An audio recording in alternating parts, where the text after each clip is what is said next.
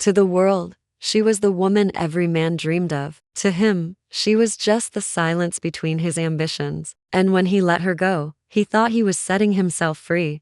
They said she was lucky to marry a man like Adrian Devereux, a rising star in international finance, the youngest partner at Whitestone Holdings, a man whose suits cost more than most people's rent. But luck was a cheap word to Evelyn, because what the world saw was only the stage, not the backstage exhaustion, not the strategy meetings she helped him prepare for, not the way she swallowed her own dreams and stitched together his, even as they tore at the seams of her own identity. They didn't see her putting off her fad to manage their estate, or how she hosted dinner after dinner for men who called her just the wife. They saw her smile, they never saw her bite down on it until it bled. She had met Adrian at Cambridge. She was the quiet, brilliant daughter of a literature professor. He was the charismatic economics graduate with a smile that could sell poison as perfume.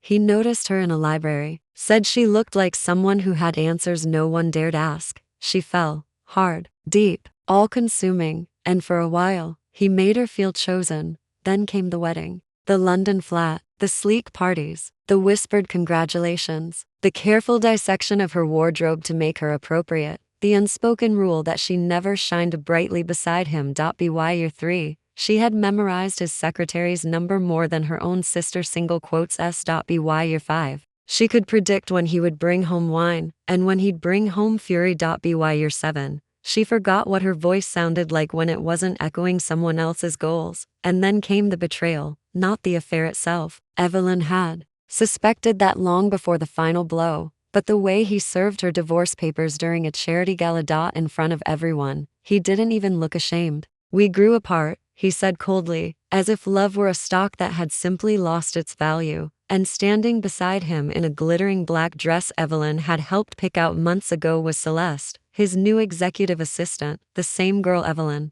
had once consoled when she cried in the staff lounge, the same girl who had called her Mrs. D with such reverence. Now she smiled like a woman who thought she had won. The world watched Evelyn fall, but she didn't scream. She signed, she vanished. No press, no court battle, no final words. She left behind the mansion, the cars, the headlines, and she took with her only one thing, the fire that was once love, now sharpened into resolve. Because while Adrian built his empire on betrayal, Evelyn would build something far more enduring, a storm. They thought she left in defeat, but she left to become someone they'd never see coming. Silence wasn't surrender, it was incubation. Evelyn didn't go to her parents. She didn't book a flight to the Maldives or seek comfort in overpriced wine and sympathetic friends. Instead, she checked into a quiet boarding house in the south end of Florence, a city that had once inspired poets to weep. A city where no one knew her name. A city where she could bleed in private, stitch herself quietly. The room was modest. Terracotta tiles, a single wooden chair by a narrow window, and walls that smelled faintly of old books and salt air. It was,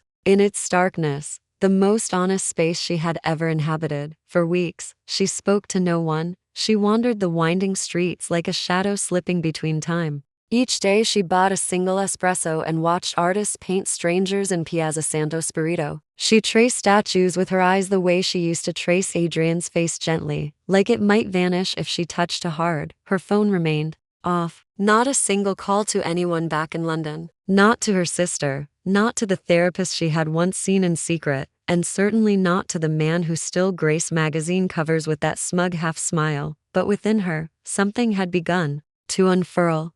Not rage. Not yet. Something deeper. A hollow ache that wasn't just about betrayal, it was about erasure. She hadn't just lost a husband. She had lost years of her life, lost pieces of herself she had handed over slowly, lovingly, until she was unrecognizable. Even in mirrors, she began to write at first. It was nonsense. Broken phrases, half-remembered dreams. Then memories took form, her own. Not his version of events, but hers. Her childhood, her ambitions, her voice.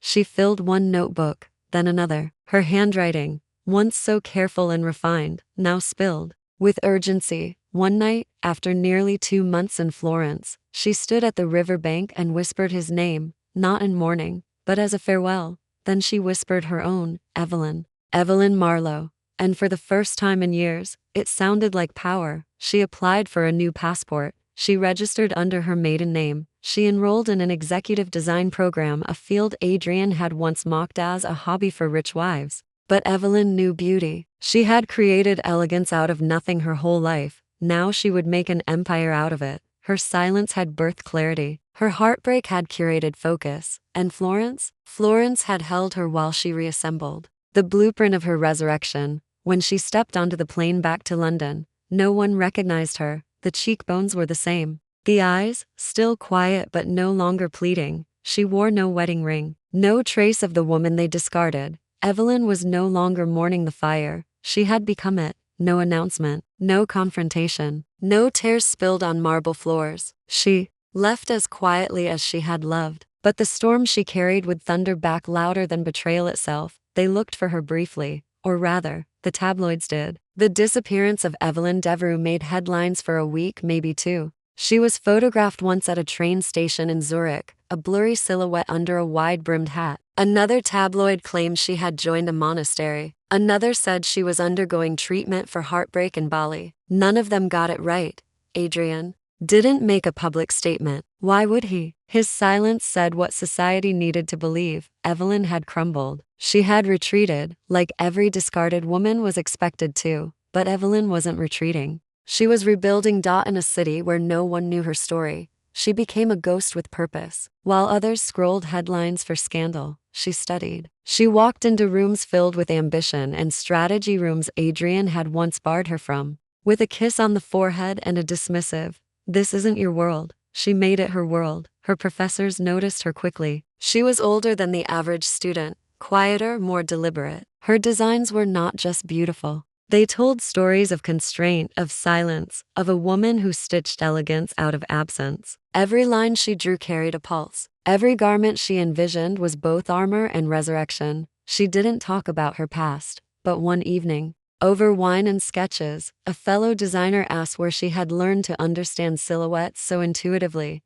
She smiled. "I used to dress a man for success," she said. "Now I dress women for war." By the end of her third month, she'd built a small network, women mostly. Creators, founders, stylists, a few tech investors who liked her quiet fire. They didn't know Evelyn Devereux. They knew Evelyn Marlowe, the woman who never flinched when someone tried to underestimate her. She launched her first capsule line under a pseudonym. Minimalist designs, clean cuts, neutral tones, but every piece had a hidden signature stitched inside the collar. "I'm made from the silence you gave me." The line sold out in 3 days. London noticed, and so did he. One morning, Evelyn opened her inbox and found an invitation-exclusive event, Whitestone Holdings, celebrating Adrian Devereux's latest merger. It was addressed to Miss Evelyn Marlowe, founder of M Studio. She almost laughed. He didn't know. He had no idea who she was now. He had invited her thinking she was just another successful woman to flaunt beside his empire. She clicked accept,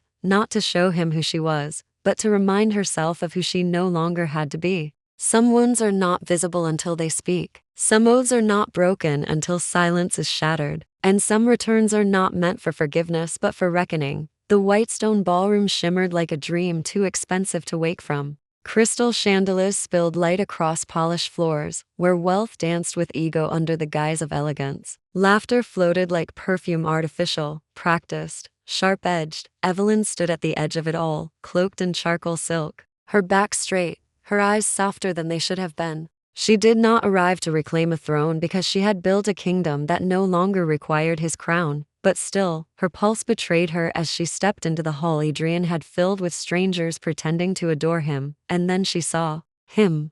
Adrian. Nothing about him had changed. The same perfect posture, the same tailored arrogance, the same smile honed to disarm. But to her eyes, those eyes that had once traced his every gesture with blind faith, he now looked like a painting left out in the rain. Beautiful still, but fading. He didn't recognize her. Not immediately.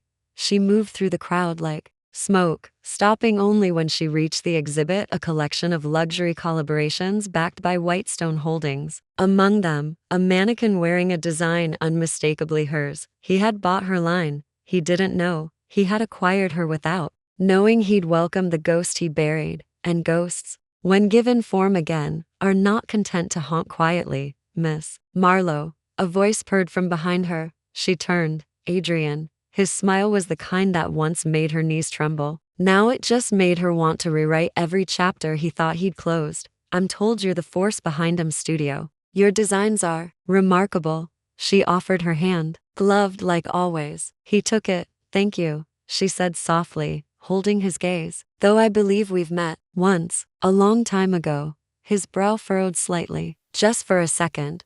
But it was enough. She didn't give him time to place her. Instead, she walked away, toward the press, toward the journalists with pens eager for stories, toward the women wearing her designs like declarations. She wasn't here to argue. She wasn't here to beg. She was here to reveal what he'd failed to see, that the woman he'd buried beneath betrayal had risen into something far more dangerous, unforgettable. Behind her, Adrian turned to his assistant, whispering something too urgent for a man so in control. He would find out soon enough. She had changed her name, but she had never changed her truth, and now, the empire he had built over her silence was beginning to tremble. While he built towers with borrowed names, she forged foundations from forgotten wounds. And in the silence he left behind, she constructed an empire no storm could shake.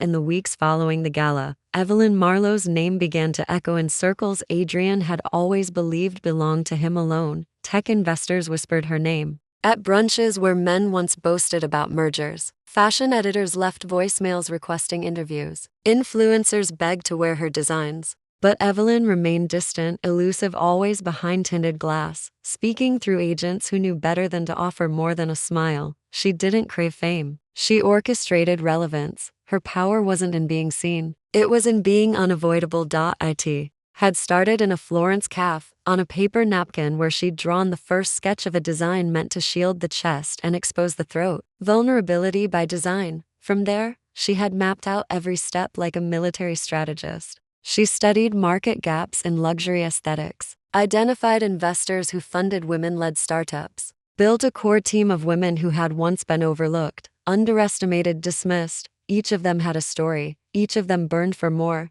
They called themselves the inheritance, not because they had received one but because they had learned to become it. From a studio no bigger than a showbox in Brixton, they grew into a global brand within 18 months. Their flagship collection, Spectres of Silk, sold out in under 3 hours. Every piece told a story, of rebirth, of shadow turned to shine, of war waged quietly through fabric and form, and every tag bore the signature, "I'm cut from the silence you left me." Some saw it as art, some as activism. All agreed it was unforgettable. Evelyn didn't chase headlines, but headlines chased her. The woman who redefined power dressing, from ruin to runway. How Studio silenced the industry. Who is Evelyn Marlowe? Adrian read each one with growing discomfort. He didn't sleep as easily now. Not since the gala. Not since that gloved hand and that gaze that felt too familiar. He asked questions. He ordered background checks. But the paper trail was clean, because Evelyn had learned that revenge wasn't a scream. It was a blueprint. In the heart of her London studio, Evelyn stood before a floor-length mirror, adjusting the final sample of a dress stitched entirely in shades of ash and ember. Are you sure you want to call this line Widowmaker? Her lead designer asked with a nervous smile. Evelyn nodded slowly. It's not about mourning, she said. It's about survival and legacy. Because she wasn't here to reclaim what he stole. She was here to show the world she never needed it to begin with. He once ruled every room with a glance. But now, eyes no longer linger when he speaks. The walls he built with pride are starting to tremble and he doesn't know why yet. It begins subtly. A late payment from a client who had never missed a deadline. A minor investor pulling out no explanation. Just a cold, courteous email. A deal that seemed destined for signature suddenly went cold. Adrian Devereux had built his world on image, on confidence, so sculpted it appeared untouchable. But now, that image was fracturing, one hairline crack at a time. At first, he blamed others, his assistant, the PR team, the market, never himself, certainly not the woman he hadn't thought about in months, the one whose name he no longer dared to speak aloud. But deep down, something began to gnaw at him. It started with the way people stopped laughing at his jokes, then the way they started avoiding his gaze in meetings, and finally, the worst blow, the quiet, careful avoidance of his name in industry headlines. Adrian wasn't being cancelled, he was being forgotten. A Whitestone Tower, the unease grew like mold beneath luxury. Board members whispered when he left the room. His closest allies began forming alliances without him. He caught one of them, Martin Shaw, his oldest friend and co-founder, texting during a pitch. When he confronted him, Martin shrugged. "I'm just exploring options, Adrian." "Everyone is." Everyone? The word rattled in his chest like loose bones. One evening, he came across a magazine cover that stopped his breath, a silhouette. Feminine, strong. The headline, M Studio and the Revolution of Quiet Power. The article made no direct reference to Evelyn, but something about the cadence, the language, the signature grace behind every stitch, it all felt hauntingly familiar. Could it be? He scoured the internet, found nothing conclusive, just whispers. One fashion blogger speculated that M stood for a woman once close to someone powerful in finance. Another claimed it was short for Evelyn Marlowe, a name that meant nothing to most, but set his blood on fire. He slammed his laptop shut. No, it couldn't be. She was gone. She had been erased. Or so he thought, but Evelyn hadn't vanished. She had reemerged, silent, elegant, strategic, and while he scrambled to patch leaks in his empire, she was already flooding the foundations. Chapter 7. Face to face with the wife he betrayed, she was the ghost he couldn't outrun. The woman he thought he buried beneath silence now stood taller than his pride. And for the first time, Evelyn Whitestone was the one without a script. The invitation was silk-pressed and unsigned, but he knew who had sent it. It was a private, showing Evelyn's new collection, to be revealed to only a dozen of the most influential voices in fashion, media, and finance. He wasn't on the list, but he came anyway. The venue was a converted museum in Shoreditch, all glass and concrete and unapologetic geometry. The moment he stepped inside, he knew he didn't belong, not because they barred him, but because no one looked his way. And Evelyn Whitestone wasn't used to being invisible. Evelyn emerged not from a stage but from among them, clad in obsidian silk with shoulders that spoke power and eyes that spoke peace. She didn't flinch when she saw him. She simply nodded. It was the kind of nod one offers to a stranger who was once something else. He moved toward her after the applause faded. "Evelyn," he said, the name feeling foreign in his mouth. "You look different." "I am," she replied. "And you're exactly the same." The words sliced cleaner than any insult. "I didn't think you'd," he started. "Survive?" she offered, raising a brow. "You didn't think I'd become something without you?" "I didn't come here to fight," he said. "I came here to talk." She gestured to the exhibit behind her, where her designs stood tall, structured, daring, elegant. "These are my words now. I was wrong," he admitted. "You weren't just wrong, Adrian. You were cruel." He looked down, for once unsure what to do with his hands. "I miss what we had." She smiled, not warmly, not bitterly, but like someone who had heard those words before and finally realized they weren't meant for her. "I don't," she said simply, and then she walked away, not because she was done with him but because she had been done long ago. The press swarmed. They captured her triumph, her grace, her elegance, but they missed the real story. The moment a woman looked her past in the eye and didn't blink. She didn't break into the palace. She redesigned it. She didn't ask for a seat at the table. She built a new one. And when they looked again, she was no longer outside the room, she owned the walls. It began with whispers, not fanfare. Her designs were now more than fabric and form, they were statements, invitations, weapons. Each garment released under the M Studio label carried an aura of defiance cloaked in beauty. Political wives wore them. CEOs asked for them. Even her fiercest critics could no longer pretend she was irrelevant. And yet, Evelyn never chased the spotlight. She moved in calculated silence until the day the world demanded her voice. It was the United Women's Summit, hosted annually in Berlin. A global event attended by ministers, changemakers, and the people who pretended to be both. Evelyn had declined every year since its inception. This time, she said yes. They gave her the closing keynote. When she walked onto that stage, there was no announcement, no grand orchestration, just a woman in a charcoal suit, sculpted like armor, eyes steady, shoulders unshaken. She paused at the podium, looked out over a sea of faces, some curious, some skeptical, some aching for her to say what they'd never dared to. "I was never invited into power," she began. "I was only ever expected to support it." The room stilled. I was the smile beside a man, the shadow behind a brand, the woman who made the world look polished while being cut open behind closed doors. a breath, a shift, and then. But I stopped asking, and I started building.